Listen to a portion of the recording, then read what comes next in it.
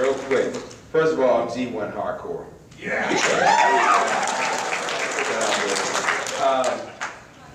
I have an interest in voice acting, and that's why I'm going to kind of correlate these three questions into one for the interest of time.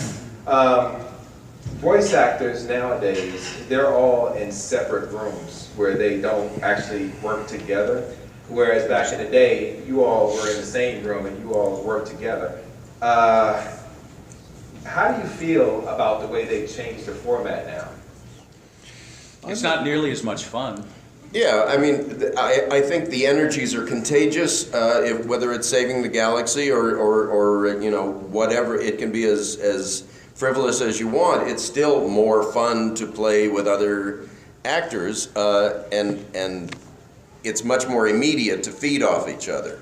The relationship in isolated recording, which is almost a necessity for interactive gaming, but some animated shows as well, is really more between the actor and the director, because he has to paint you in and out of scenes, and also, you know, you're playing your instrument, but you're not hearing the other instruments in the quartet or whatever it is.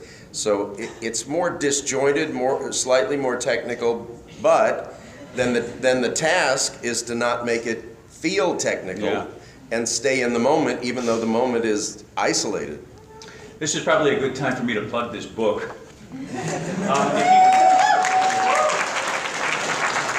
Apparently some of you have read it. If you're a G1 fan, I talk a lot about the way the recording sessions went when we were doing this show, and they were wild and woolly. And I miss that. I miss it like crazy. I miss it too. I mean, to have Frank and to have Peter, Michael Bell, Chris, Greg, all in the same room, and that energy was just explosive. And I think you feel it in the show. You know, and as Greg said, it's really part of our job when we're doing those singles to bring that energy and to keep it alive and to keep it of the moment. But I tell you what, guys, it was so much fun. So much fun.